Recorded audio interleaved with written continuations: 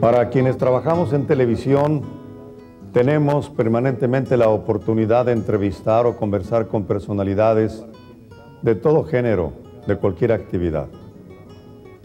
Y para quienes damos la cara frente a la televisión en programas de esta índole, a veces la gente que nos escucha, que nos ve, que nos comenta, estar con nosotros en los horarios en que transmitimos, le llega información acerca de nuestras vidas de forma indirecta o por rumores, por comentarios de la gente.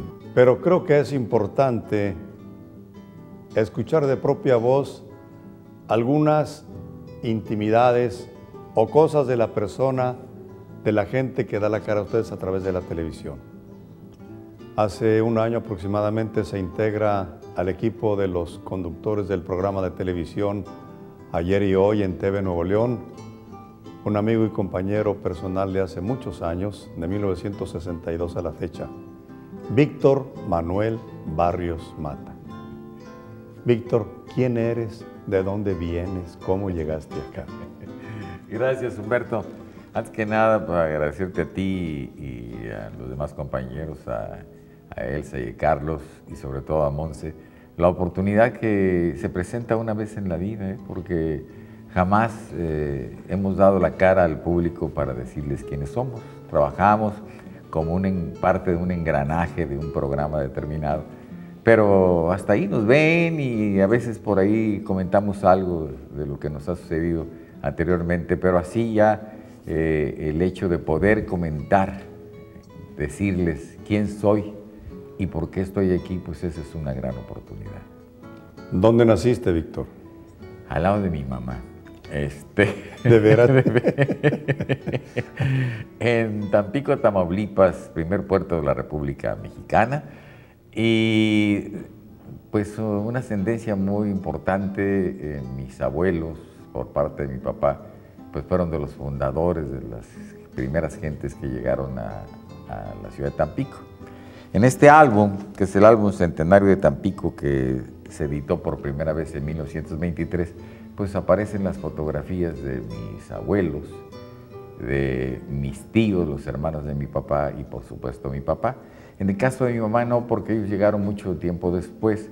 Este álbum es una edición más reciente, es de 1980, pero es exactamente copia fiel del original en el primer centenario de la fundación de Tampico. Mi abuelo era... su mamá tenía sangre alemana, se llamaba Victoriano Barrios Herbert. Y por el lado de mi mamá, pues todos eran más humildes, era gente que venía de Guadalajara. Mi abuelo era ebanista y pues ahí encontró trabajo porque en esa época había dinero ahí en mi pueblo. Ahí crecí, ahí estuve estudiando, estudié la primaria y la secundaria en un solo lugar, que es el Instituto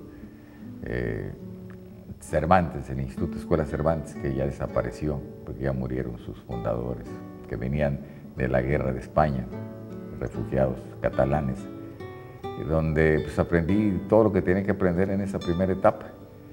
Después estuve en el Instituto de Ciencias y Tecnología de Tampico estudiando el bachillerato, y cuando vi que pues por la escuela no se me daba mucho, pues había algo que me fascinaba mucho, Humberto, que era la milicia. Entonces me fui al colegio militar, estuve 2 años en el heroico colegio militar. ¿En la Ciudad de México? En la Ciudad de México. A los 15 o 16 años, sería muy joven. Yo hice trampas, porque resulta que yo no tenía la edad suficiente para comenzar. Entonces lo que hice fue inscribirme 2 años antes en los conscriptos. ¿Te acuerdas? En el servicio militar obligatorio. Servicio militar obligatorio. Y ya con ese papel pude hacer mi solicitud y pasé y entré al colegio militar, etcétera. Pero mi papá se enfermó, porque yo ahora soy el mayor de 7 hermanos. Y entonces, pues me desmayaba en la calle, y un fin de semana tuve que ir a ver porque estaba en el hospital muy mal. Y cuando llegué se alivió, ya salió del hospital, pero yo ya no pude regresar al colegio porque no encontré manera de regresar. Y había cometido una imprudencia, yo no podía retirarme más de 100 kilómetros a la redonda del colegio. O sea, la disciplina era muy rígida. Muy rígida.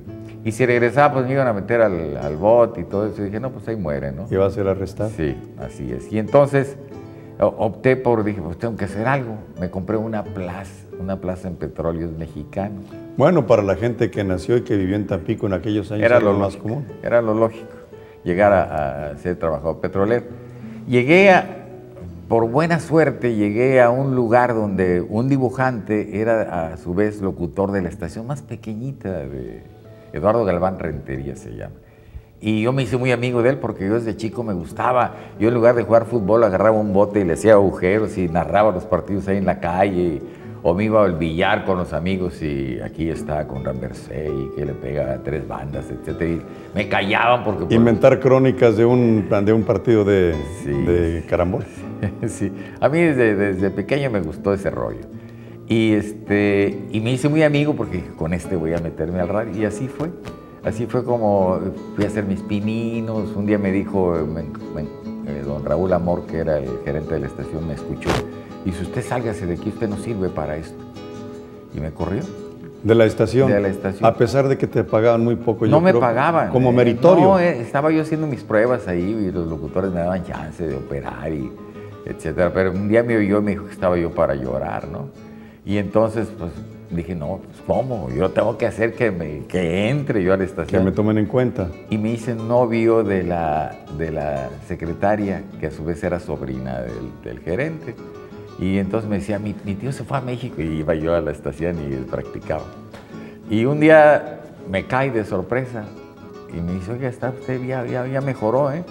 Ya se puede quedar a practicar. Hijo, fue una alegría tremenda. Seguramente ya te habían dado algunos tips los compañeros para que pudieras mejorar. Sí, la primera vez que me abrí el micrófono y da la hora y dije, se me cerró, no supe La garganta, te faltaba el aire, sí, claro. No pude hacerlo. Pero ya después fui agarrando ya la mañita y cómo operar y hablar al mismo tiempo, porque acuérdate que éramos locutores operadores en esas primeras etapas. Y después, pues ya me fui metiendo más y más, pero trabajaba los fines de semana, porque trabajamos en Petróleos y Eduardo hacía de 12 a 1, que cuando salíamos a comer, hacía turno, salíamos a las 4:30, él entraba de 5 a 7 a radio y luego de 8 a 10. O sea que no había espacio como para que yo entrara. Y un día Raúl Amor me invita a un café y dice, lo necesito entre semana, pero no le puedo quitar la chamba a Eduardo porque pues, usted llegó. ¿Y qué horario te dio? Me convenció, pedí un permiso en Petróleos y trabajé de 10 a 12 y luego de 4 a 6, porque eran turnos quebrados. Y ya empecé y había que vender, él me dio los primeros clientes, etcétera. Y me gustó mucho, me fascinó que a los 6 meses pues vendí la planta. ¿De qué año estamos hablando, Víctor? 1952, más o menos. Te digo, estaba yo muy chavo. 1952 al 53, porque en un año me hablaron de otra estación ya más importante. ¿Cuántas estaciones había en Tampico 4. en esa época? Había 4. Entré a la TO, XCTO, de ahí pasé a la XCS y XCTU, que eran 2 estaciones de la misma compañía. Y finalmente al siguiente año me llamaron de la estación más importante del pueblo, la XCFW. Que era una estación regional. De 50,000 watts, que era mi máximo. O sea, yo me había puesto como meta llegar a la FW y la siguiente meta era llegar a la XCW de México porque era pues lo que nosotros ansiábamos todos los locutores de provincia. Lo que se le conocía como la catedral de la radio en América Latina. Así es, así es. Entonces llegué a la FW y ahí me fue bastante bien. Se inauguró otra estación en la RP y me contratan como gerente de la estación. Me voy de gerente de la estación en Ciudad Madero. Pero un día yo quería la FW. Un día llegué de visita y estaba ahí un representante de Radio Cadena Nacional que... de don Rafael Cusberto Navarro. Sí, un cubano sensacional, que llevaba una nueva propuesta de programación, que se necesitaba cierta agilidad, etc. ¿Estaban afiliados a Radio Cadena Nacional? A Radio Cadena Nacional. Y entonces, todos los locutores estaban de planta, pues se fueron a la junta esa, y cuando salen se van al Teatro Estudio, y me dice a mí el cubano, póngase a hacer esto, chico, mire, yo lo quiero así. Y yo escuchaba en la noche las estaciones de México. Para seguir más o menos el estilo de programación que llevaban ellos. Y se sentaron y empecé yo y mis perfecto, sensacional, estuvo muy bien, así es como queremos que se haga. Y entonces dice, ¿qué horario tiene? Luego, no, yo estoy trabajando en esta estación, ya viene de visita. No, quiero que se quede. A ver, tú, don Víctor, ¿no? Víctor Flores era el dueño. Que él tiene que estar en turno. Entonces ya nos arreglamos y todo, me volví a quedar, renuncié ya a la gerencia. Y en eso estaba cuando llegó Mario Vargas buscando un locutor para la XCDF en la Ciudad de México. Cuando se fundó el sistema Radiópolis. Que nada más eran la DF y la B. Y no, mire, pues tenemos unidades móviles, tenemos la primera agencia noticiosa y hacemos cosas muy importantes, estamos en el edificio de Televicentro, ahí es fácil que usted haga televisión y todo ese rollo. ¿Te empezó a lavar el coco? Pero no me convencía porque yo le tenía mucho miedo a la Ciudad de México, decía que te robaban los calcetines sin quitarte los zapatos y todo ese tipo de cosas. No, pero no te preocupes, con el tiempo han mejorado. Sí, ahora ya está terrible. No, pues cobrabas y te traías el dinero que pescado porque te lo quitaban, etcétera, según decían en aquella época. Pero finalmente, después de 3 meses de que me mandaba el boleto de avión, se lo regresaba, me mandaba dinero, se lo regresaba, me pidió una cinta que no podía grabar porque, pues, ¿cómo lo podía hacer? Pues como para la competencia, ¿no? Total que un día se presenta la oportunidad porque yo era candidato a Rey Feo del carnaval de mi pueblo. Bueno, antes de que te coronen como Rey Feo, voy a pedirte una pausa porque ya tenemos aquí la corona y el cetro, pero regresamos para platicar contigo. Víctor Manuel Barrios Mata. Gracias, Humberto.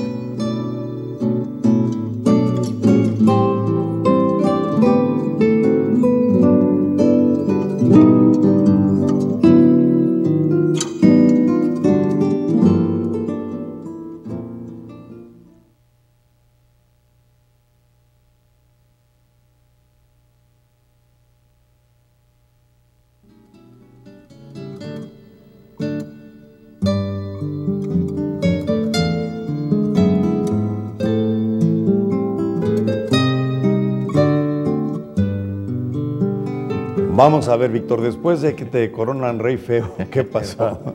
Estaba en ese proceso porque era a fines de diciembre y en enero por fin me decido ir a México para comprarme un vestuario por si quedaba como Rey Feo. Para esto yo estaba preparando todo, y sí, voy a México, no voy. Y para que si hubiese cualquier cosa me puse una máscara, yo era enmascarado, ¿no? Como lengua loca primero, como lengua loca. Llego a México y Mario Vargas me hace que haga antesala durante más de 3 días ahí en la estación. Pues sí, después de la respuesta nula que le habías dado. Y me dice, ¿sabe qué? No es lo que queremos, porque ni chance tuve de agarrar micrófono ni nada. Y dice, pues no es lo que queremos, regrese a Tampico, mira, ahí está su boleto de regreso, etcétera. Y ya me fui todo desilusionado. Llego y al día siguiente me empieza a hablar por teléfono. Me dice, yo no quería Seguramente fue una lección que te quiso dar. Así fue. Ya como a las 7 de la noche que le contesté, me dice, entra usted el lunes a las 6 de la mañana. Oh, era una cosa maravillosa porque el cambio económico era muy importante, ¿no? Y sobre todo de estación y de avance y de presencia en la comunicación. Ya llegar al DF y compartir los micrófonos con gente como Rubén Cepeda Novelo, Jorge Sonia Alarcón, Fernando Marcos, Ángel Fernández, el doctor Icú, Pepe Ruiz Vélez, Antonio Andere. No, pues era... De lo mejor que tenía en aquel tiempo la televisión en México, los canales 4 y 2. Y la radio. Entonces, lo que querían era un locutor comodín, que aparte de tener su turno, pudiera hacer las suplencias de todo ese personal que o tenían fútbol, o tenían toros, o tenían béisbol, o tenían... Sí, la programación era muy variada. Muy variada. Pero ellos tenían que ir a hacer esos eventos, y entonces yo los cubría. Y así fue como me integré muy rápidamente ahí a la XCDF. Y después, pues ya en el radio, hice Radio Variedades. Finalmente hice un mes en XCW haciendo las suplencias de un gran locutor que se inició también en Tampico, Luis Ignacio Santibáñez, que hacía el noticiero de las 9:45 de la noche. Sí, originario de Michoacán, pero empezó a tomar forma, nombre y prestigio en Tampico. En Tampico, Tamaulipas. Y el estilo de la FW, que fue el que llevó a la XCW de México, y que nosotros todos anunciamos muy parecido, ¿no? Entonces, él salió de vacaciones y yo estuve haciendo las suplencias del SMS y dije, ya estuve en la W, con eso es suficiente, ¿no? Pero en radio, aparte de eso, pues hice XN, XB, radios. XN, Radio Mundial, de la música clásica. Sí, pero luego se convirtió en la mexicana. Fue cuando yo estuve ahí. Estuve en Radio Felicidad, que de ahí pasamos a Radio Variedades, una vez más un equipo, porque destrozamos a la competencia y pues nos jalaron para hacer. ¿Qué equipo integraba ese grupo? Pues estaban el chino Wong, Alejandro Wong, que ahora tiene sus propias estaciones allá por el estado de Hidalgo. Estaba Roberto Armendáriz. Bueno, Roberto Armendáriz, pero ellos estaban en Radio Centro. El Titino, Adrián Ojeda. Adrián Ojeda estaba en Radio Éxitos. El Solo Vino estaba también en Radio Éxitos. Era un grupo de gente importantísimo. Héctor Martínez Serrano, Eduardo Linares, pues mucha gente muy valiosa. Que finalmente yo también me los jalé para otra vez que regresé yo allá al sistema Radiopolis, porque entró la Q. Aparte de la XDF y la XB también fue la Q. Y me jalé a todos ellos. Y pues nos fue muy bien. Yo casi te puedo decir que recorrí todas las estaciones del Distrito Federal. Me habrán faltado 3 o 4, pero todas las demás las recorrí completamente. ¿Por un periodo de cuántos años abarca esta actividad profesional tuya en la Ciudad de México? Pues son varias etapas, porque yo me aburría mucho. Después de estar 3 años en una sola cabina, me asfixiaba eso y me iba a otro lugar, ya hasta aquí, y me salía, me iba a otra estación o me dedicaba a otras cosas que después les comentaré. Y entonces te puedo decir que es desde 1962 hasta 1982 esa primera etapa, que cuenta la ida a Guadalajara, después, que también estuve en el Canal 58, que era la número 1 en Guadalajara en esa época, y estuve los 3 años. Estuve en Mérida, Yucatán, en 2 estaciones de Radio Cadena Nacional, ahí como productor y locutor, y después fui gerente de las estaciones. No había la cosa de la dirección artística, no se estimaba. Pero algo que te distinguió mucho fue no solamente la participación como conductor o locutor de cabina de programas o de horarios estelares en la radio, sino también en la conducción y en la producción de programas especiales. Sí, eso fue una cosa que hice casi desde que entré. Yo hacía mis propios programas, hacía mis propias producciones, yo las vendía. Eso me fue dando la oportunidad de ir aprendiendo más y qué se requería para hacer cosas importantes, que les gustara a la gente, ¿no? Porque lo importante era que ganaras dinero, porque tenías que hacer que ganara dinero el patrocinador y que ganara la estación con el rating, que no se usaba mucho lo del rating, pero de oídas tú sabías si te oían o no. Sin embargo, se dio un cambio y una etapa muy importante en la forma de transmitir la radio en el país, porque dejó de ser el radio musical a mezclar el radio hablado con la música y con algunos conceptos diferentes para llamar la atención de los radioescuchas. Eso fue después, ya en la etapa de la mañana, por ejemplo, que se hizo como en Estados Unidos, el rating más importante de la radio era en la mañana, porque lo demás ya lo ocupaba la televisión. Recordemos que en nuestra época, en las primeras etapas, la televisión solamente trabajaba desde el horario vespertino hasta el nocturno. Trabajaba muy pocas, entonces toda la mañana era de la radio, ¿no? Pero de 6 a 8 de la mañana mandaban a los locutores maletas como castigo, ¿no? O para cerrar la estación de 10 a 12 de la noche, te ponían de castigo por cualquier cosa que habías hecho. O para capacitarse, para que fueran tomando experiencia. Pero finalmente se convierte con un programa que tuvo mucho éxito, Batas, Pijamas y Pantuflas, que fue un exitazo en México, un horario muy importante. Que ¿A era través musical. de Radio Fórmula? No, era Radio 1000. Pero cuando yo hice Radio Cañón en Radio Fórmula, yo me traje ese programa para la nueva estación que estaba yo armando y fue un exitazo tremendo. ¿Cuál es el nombre del programa? Batas, Pijamas y Pantuflas. ¿Y el contenido? Era musical y hablado, ahí empezó la cosa hablada, con muchos chistes, cantaban las mañanitas en forma muy especial. ¿Pero por qué Batas y Pantuflas? ¿Por el horario? Porque era el mañanero. Y 2 locutores que se había compaginado muy bien, Sergio Roth y... Ay, no me acuerdo cómo se llama. Ya empezaron los problemas de la edad. Los problemas de la edad. Bueno, Sergio Roth se murió en el temblor. Y este otro muchacho que se había enojado con él, ya no hacía el programa, y se murió Calderón en su lugar. Sí, el conde Gustavo Armando Calderón. Gustavo Armando Calderón se quedó en lugar de... Me tengo que acordar porque... Al rato déjalo solo llega. Y así fue como hice radio, hablaba también porque después de estar en Estados Unidos, regreso al Distrito Federal, a Radio Fórmula, y el patrón me encarga hacer la noche, de 12 de la noche a 6 de la mañana. Pero qué horario tan difícil. Libre, yo jamás lo había hecho. Andaba de pachanga a esas horas. Bueno, sí, pero no trabajaba. Pero no trabajaba. Entonces, ahí está, hazlo, porque él ha tenido la experiencia muchos años atrás de una española que se trajo a hacer la noche, que fue un exitazo tremendo. Y dice, tú puedes hacer lo mismo que ella, acaparar algo, pero en aquella época las estaciones se cerraban a las 12 de la noche, así que... Sí, y la ninguno trabajaba igual, 24 horas al día. Y ella, pues claro, pues agarró todo lo que era la noche y lo hizo muy bien, pero se fue. Entonces me ofrece la noche y empiezo a hacer programas ahí, El Millón de Amigos, para hacer parejas. Antes se llamaba La Media Naranja en Estados Unidos, pero aquí se llamaba El Millón de Amigos. Hice La Mano Pachona, que se convirtió en un símbolo de la noche, que fue copiado por casi en toda la República por programas similares. Y actualmente subsiste ya en otro horario de 10 a 12 en la misma empresa, pero con el nombre de la Mano Peluda, en lugar de La Mano Pachona. Que en realidad La Mano Pachona es un cuento de fantasmas como lo que es La Llorona, por ejemplo, ¿no?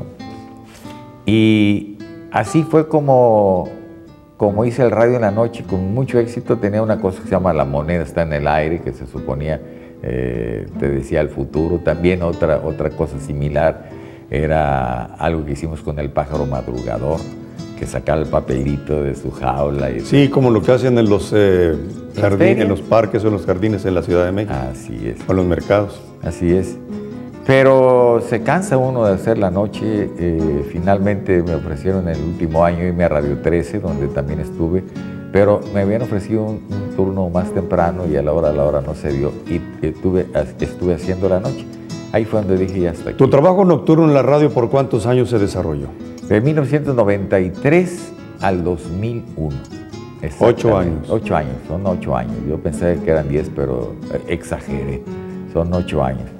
Pero finalmente toda esta experiencia y este andar por estaciones de radio en la República Mexicana te llevó a trabajar en el extranjero, de lo que vamos a platicar un poco más adelante después de una breve pausa. ¿Está usted de acuerdo? Me parece estupendo.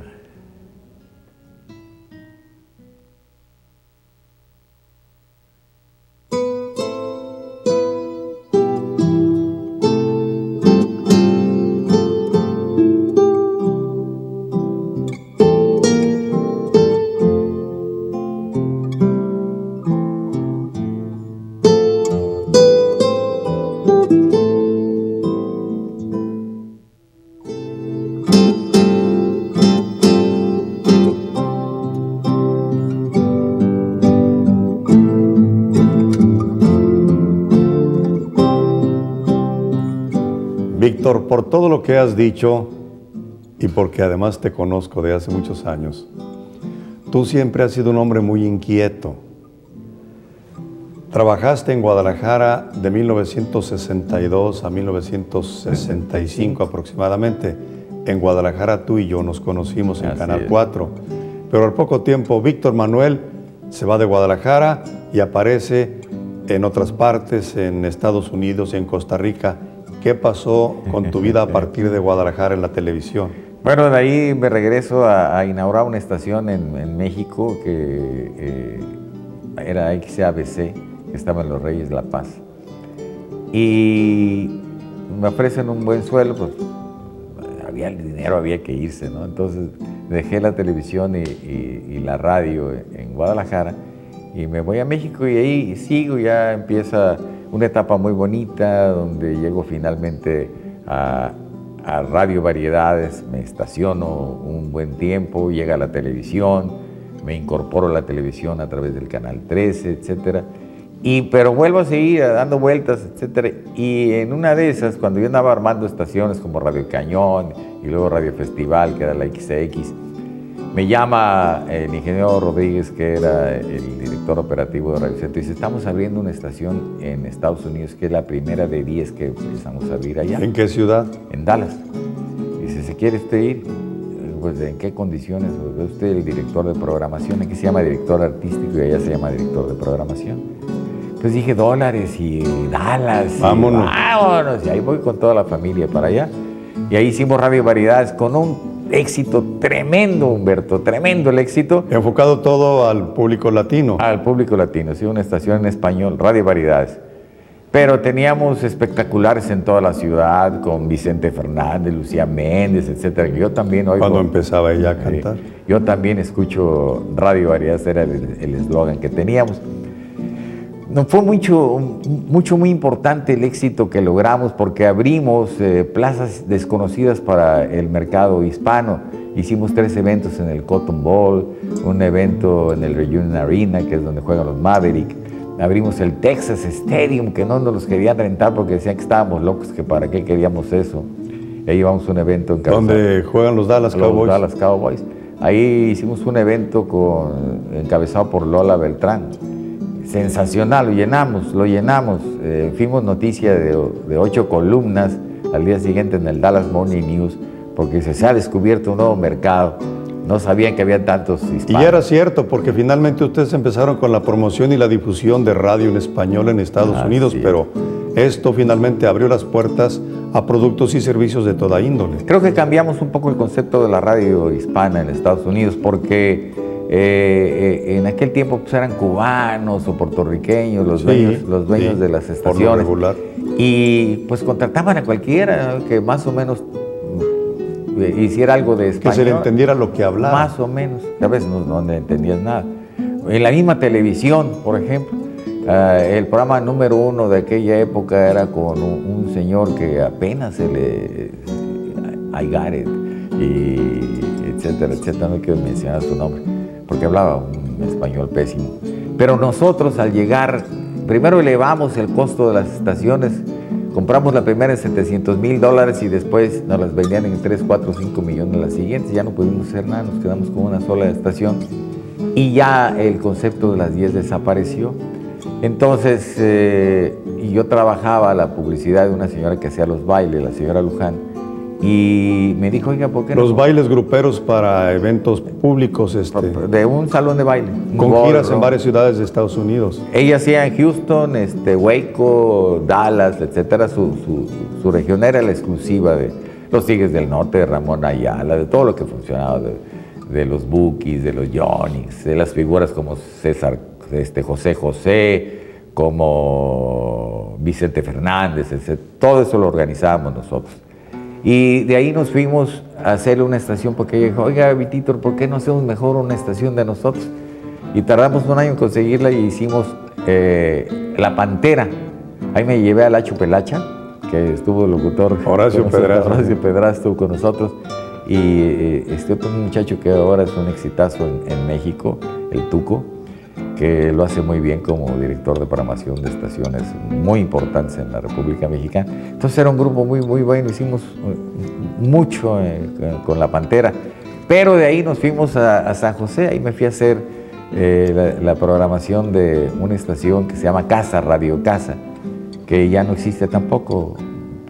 Se murió el dueño de la estación y se murió la hija que manejaba la estación y el hijo mayor también. Se acabó la familia muy rápido y fue cuando yo ya estaba en México. Ahí, eso es lo que hice en radio. Pero en televisión comienzo en Tampico con el Canal 7, haciendo un programa que se llama Fricasé Social de un periodista muy famoso. En aquel tiempo, por ejemplo, estaba Ensalada Popov de Agustín Barrios Gómez. Entonces había una cosa igual en Tampico que se llama Fricasé Social, que lo hacía Fernando Hefti Flores. Y entonces me dijo, oye, vamos a hacer en la televisión un programa. Lo que tengo yo para el periódico. Ajá. Y lo hacíamos los jueves en la noche. Y yo era el maestro de ceremonias de los centros nocturnos y todo. Era comal y metate y mugre de todos lados. A propósito de esto, te tocó una circunstancia penosa, pero bueno, son circunstancias de la vida, cuando murió Nicolás Urselay. Me tocó, desgraciadamente, estar en su última presentación. Sale el sábado, termina su concierto y me dice, oye, me voy a acostar porque me duele mucho la cabeza, mucho la cabeza. Bueno, que te vaya bien, nos vemos mañana. Pues ya mañana no llegó porque amaneció muerto. A medianoche murió. Amaneció muerto ahí. ¿En dónde actuó la última vez? En el Hotel Imperial de Tampico, Tamaulipas. Ahí en el centro de Tampico. En el centro de Tampico. También me tocó en Radio 13 que se me muriera a un entrevistado. Oye, no me eches la mala sal. No, aquí tú eres el entrevistador. Aquí al revés, yo lo estaba entrevistando y se me murió ahí, lo tuve ahí tirado como 45 minutos hasta que terminé. ¿Se te infartó en plena entrevista? Sí, un doctor. Y se quedó ahí tirado, pues no podíamos ni moverlo ni nada, y yo contestando las llamadas. Hasta que no llegó el Ministerio Público. Sí, fue hasta que terminé mi turno y que el siguiente programa era en otra cabina. Entonces ya aprovechamos y hicimos todo el rollo. Pero en la televisión de ahí, de ese, que fue una época muy pequeña, me fui a México y hice yo, porque Pepe Morris de alguna forma es familiar mío.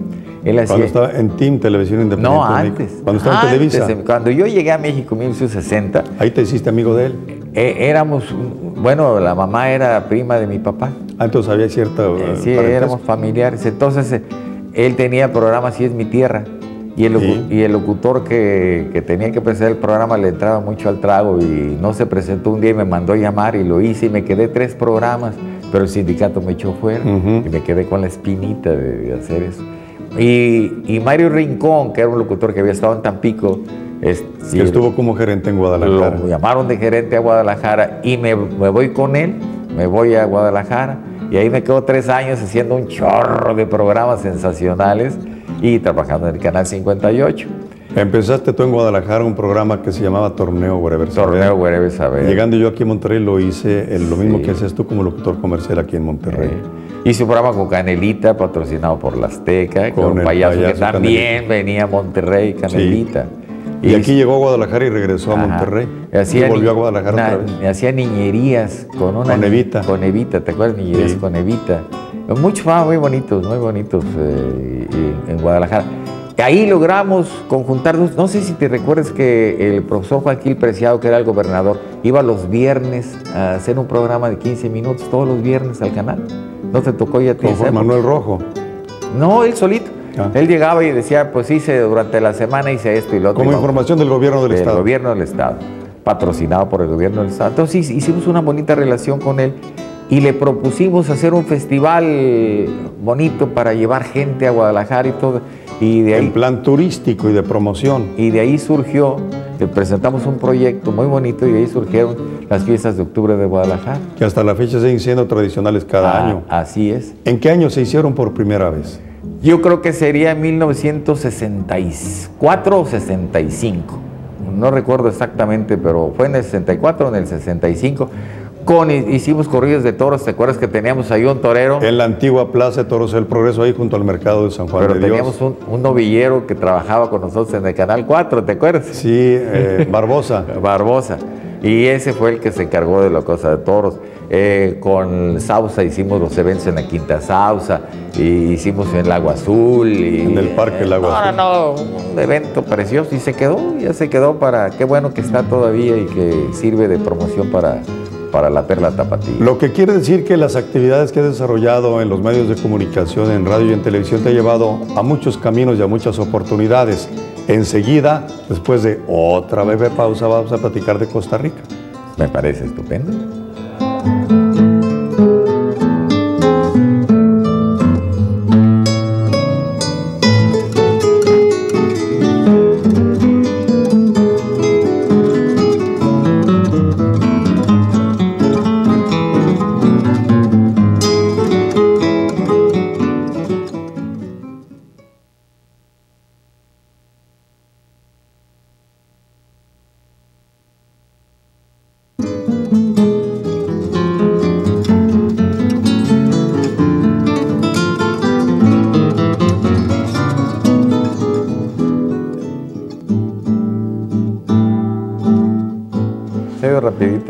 Se ha ido rapidito, Víctor, efectivamente, pero los caminos de la vida te llevaron por muchas partes. ¿Cómo y por qué fuiste a dar a Costa Rica? Bueno, comienzo por decirte que entro al Canal 13 porque estábamos en una competencia. Tú lo inauguraste cuando estaban allí en el edificio de la Torre Latinoamericana. Entre todos los productores de Radiocentro se hizo una competencia de quién iba para allá. Me tocó tener la suerte de ser uno de los fundadores de Canal 13. Inauguramos también los estudios de Mina. Pero fue tanto lo que hicimos y el escándalo que armamos, siendo una pequeña estación de televisión, que se había inaugurado al mismo tiempo el Canal 8, el Canal 8 de Televisión Independiente de México. Entonces Pepe Morris se va de director general y me manda a llamar. De Televicentro se va. Gerente de producción. De producción. De producción. Porque el patrón, el que era el director, era el señor Joaquín Vargas, que después hizo pues una carrera MBS, muy importante también de los medios, y después el señor Martínez Urdal, que lo mandaron de aquí de Monterrey, y que fue un alto ejecutivo de la cervecería y de la refresquera, ¿no? Él estuvo allá, y me voy al Canal 8 y se convierte aquello también en cosas muy bonitas. Hago un gran programa que era la competencia del Pirulero. Más bien nosotros éramos Juan Pirulero y Pelayo se tuvo que cambiar a Sube. Pelayo Sube. Nosotros quedamos con el nombre que él hacía en el Canal 8, pero que de la noche a la mañana, junto con todo el equipo, se llevaron hasta el barrendero del programa. Leandro Espinosa y Claudia... no me acuerdo con que bueno, está. Claudia era una muchacha muy guapa. Está muy guapa y está en Acapulco, allá vive. Total que Alberto del Bosque, que era el director de cámaras, y toda la gente, todos se fueron con el señor Sergio Peña. Sí. Y yo estaba enterrando a mi mamá en Tampico ese día. Y me manda a llamar con urgencia de que tenía que estar en el programa porque había que ir. Y entonces, pues me voy a México y esa misma noche, a las 4 de la tarde, enterré a mi mamá. Y a las 7 de la noche estaba haciendo yo el programa en México, con un éxito tremendo. En San Ángel. En los estudios de San Angelín. Y de ahí, pues, hasta que se hizo la fusión, hasta el viernes anterior a la fusión, que fue cuando se convirtió en Televisa. El 5 de enero de los 73. Nos anuncian que se acaba el programa porque se acaba TIM y entra Televisa, que era una nueva empresa que al fusionarse con Canal 8 se conforma, ya dejaba de ser Televisa Mexicana. Y entonces empiezo a trabajar ahí, en TIM. Cuando llega la fusión me salgo y me sigo haciendo radio, yo estaba en Radio Variedades. Y empecé a hacer programas, entre ellos uno que se llamaba Nuestra Gente, ya en Televisa, en Canal 4.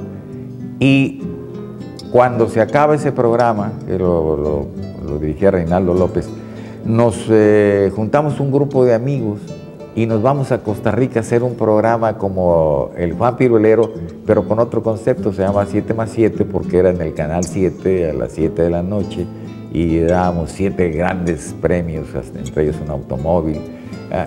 Fuimos a promocionar un fraccionamiento, que hicimos una preventa también muy bonita, etc. Eso nos funcionó muy bien, así fue como llegué yo a ¿Todo Costa esto Rica. en San José? En San José, Costa Rica. ¿Y quiénes se fueron contigo?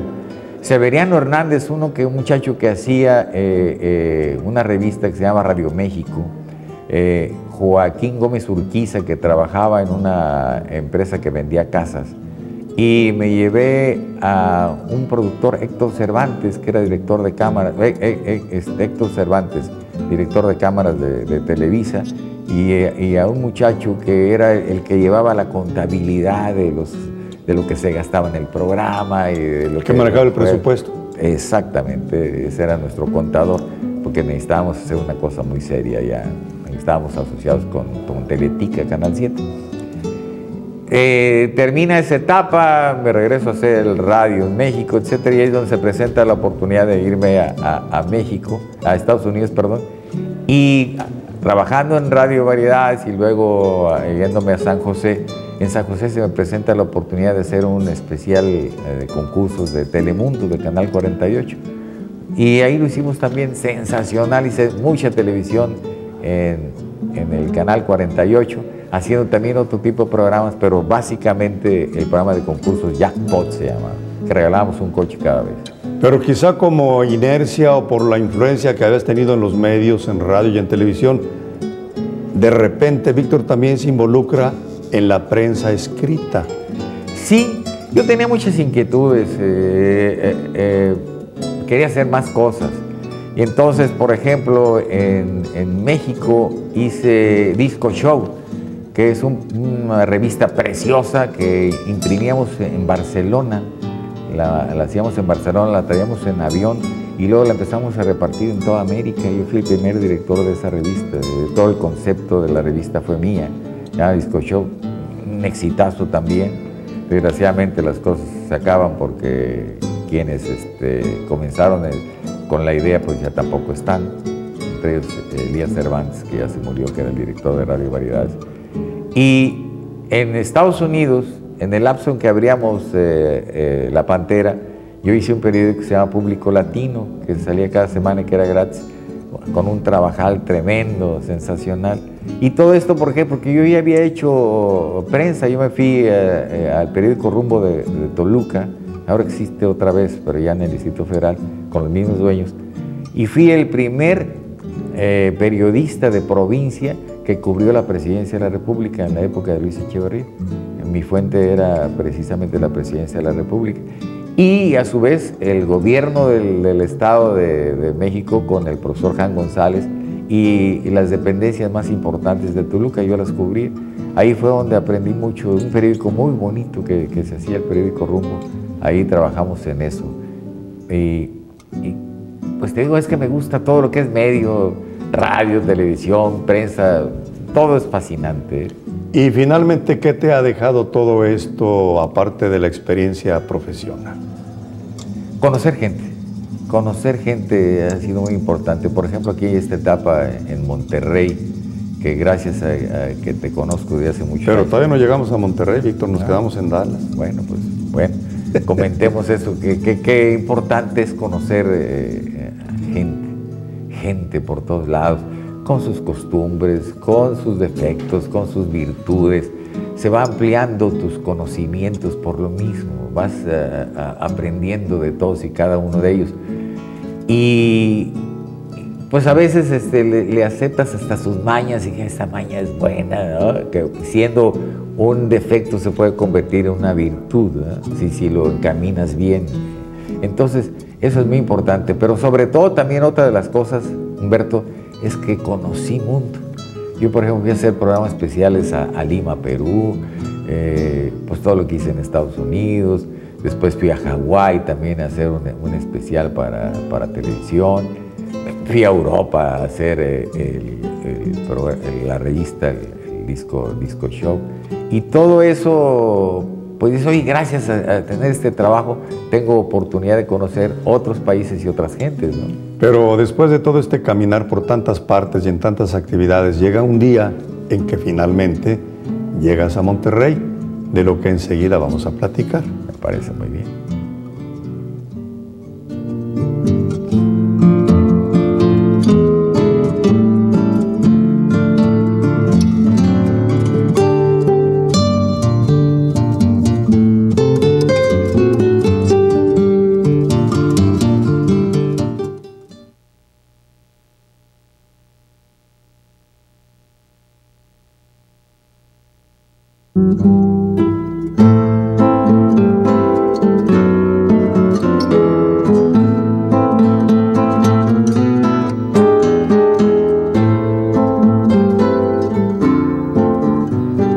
Cierto día, platicando con un amigo mutuo, Víctor, con nuestro desaparecido y querido amigo Homero López Ortiz, Sí.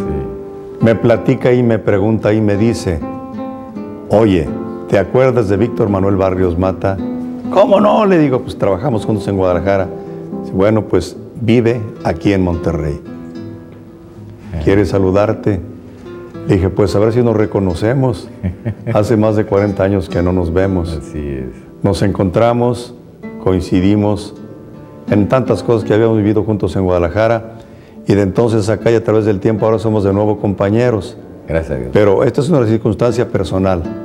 Pero Víctor Manuel, ¿cómo viene a dar a Monterrey? ¿Y por qué? Bueno, Pues finalmente, aparte de la prensa, de la radio, la televisión, de repente me daban por hacer otras cosas, ¿no?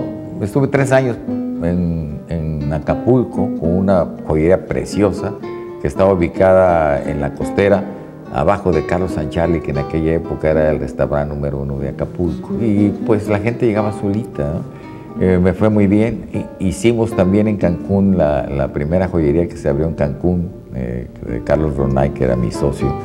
Y estuve 3 años haciendo eso, sin conocer y todo. Le digo, oye, es que yo no conozco el negocio, de eso es lo que quiero, porque los que conocen me roban, ¿no? Entonces me fui a trabajar con Carlos Ronay esos 3 años, yo como dueño de la joyería, siendo socio con él, y me puso todo, ¿no? Pero también tuve una taquería y quería yo hacer una cadena de tacos, se llamaba Nuestra Gente. ¿Pero qué relación tienen las joyas con los tacos? Pues fíjate, llegó a México trabajando en Nuestra Gente, el programa ese que te decía yo, Canal 4 de larga duración, donde estaba Paco Stanley, Riancho, Jorge Alberto Riancho, estaba Raúl Vale y yo, que éramos los que hacíamos las locaciones de ese programa, que dirigía Nelson, que el conductor era Nelson Juárez en cabina con Elida Bottini, una argentina muy bonita. Y entonces hice la taquería, los tacos de Nuestra Gente. Cuando salíamos de trabajar, que nos veíamos en Chapultepec 18, de ahí nos íbamos todos a la taquería y se ponían a hacer tacos y a repartir. Entonces siempre tenía yo lleno y dije, esto voy a hacer un negociazo tremendo. Pero no se dio porque de ahí me fui yo a trabajar al periódico Rumbo, me ofrecieron una buena oportunidad como jefe de redacción del periódico. Yo tenía que ver que saliera a las 4 de la mañana del periódico. Y me pareció bueno y dije, voy a aprender algo que me interesa mucho. Así fue como llegué allá. ¿Y aquí, a Monterrey? Cuando me canso de trabajar en la noche, que era muy pesado, dije, hasta aquí. Me dan chamba en el día, pues no, ¿saben qué? Me voy. Voy a colgar mis micrófonos, mis tenis y todo lo que se pueda y me voy a descansar. Y nos venimos aquí porque mi esposa tiene una hermana con más de 22 años ya viviendo aquí en Monterrey. Dije, para que no se encuentre sola mi mujer, yo no tengo nada que hacer, pues me voy a ir a cotorrear ahí con ella. Pero pues el gusanillo y empiezo a ver que a quién conozco, etc. No, pues que Humberto Romo dice, le caigo. Oye, qué oportunidad de hacer algo. Pues hicimos lo de radio que en Morena, que ahí estuve como 6 meses. Y luego, desgraciadamente, se muere nuestro gran amigo. Y pues queda un espacio. Homero de la Garza. Homero.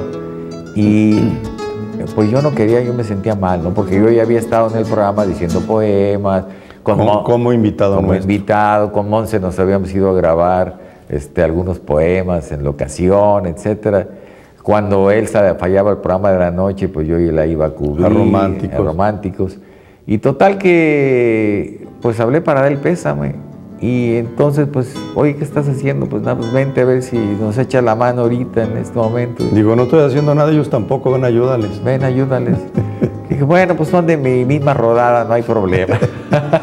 y gracias a Dios y orgullosamente comparto con ustedes el programa ayer y hoy. Bueno, por mí no había problema, digo, finalmente somos amigos de hace muchos años, que nos respetamos en lo personal y en lo profesional. Así es. Finalmente hiciste buena química con los otros compañeros, con Carlos y con Elsa y con nuestra productora, y creo que con la gente del estudio también, y sobre todo lo que es más importante, que la gente que estaba viéndonos a nosotros a través de este programa, finalmente y por los cambios obligados por circunstancias de la vida, aceptó el ingreso tuyo a este programa. Así es. Y desde entonces estás aquí, por eso platicamos contigo, para que tú, de viva voz, le diga a la gente quién eres, de dónde vienes y de qué pata cojeas. Bueno, pues ya casi me desnudaron, casi saben todo. Hay algunas cositas que no conviene decirlas por la televisión, pero esa la reservo.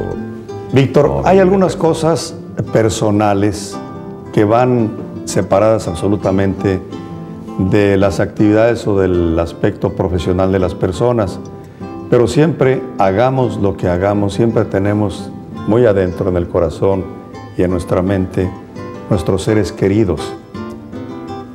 Como parte final, como mensaje de este programa, en esta participación tuya en este programa especial de ayer y hoy, ¿qué mensaje les dejarías a tus hijos? Algo muy sencillo, Humberto, y gracias por darme esta oportunidad. Gracias también, Monse. Primero agradecerle a mis padres, que ya no están con nosotros, a Manuel Barrios y a Esther Mata, por haberme dado la oportunidad de vivir. Y en ese andar de un lado para otro, pues se van complicando las situaciones personales y se van perdiendo algunas cosas que uno quisiera conservar. Yo tengo 8 hijos, 3 en Tampico, Víctor, Gaby y el más pequeño, que pues tienen carrera, un abogado, una abogada, un ingeniero. Tengo a mi hija Sara en Miami, que es odontóloga. Tengo a mi hijo Víctor Jr., que maneja 5 estaciones de televisión en Portland.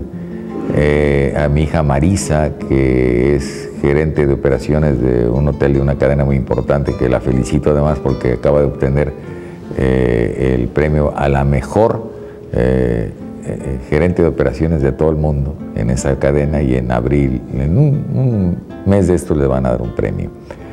Y a mis 2 más pequeños, a Marco y a Octavio, les quiero decir que gracias por haberme permitido ser su padre. Gracias por haberme dado la oportunidad de convivir con ellos, y sobre todo a que me perdonen por aquellos errores que he cometido a lo largo de mi vida, y que en algunas ocasiones pues lo han tenido que pagar.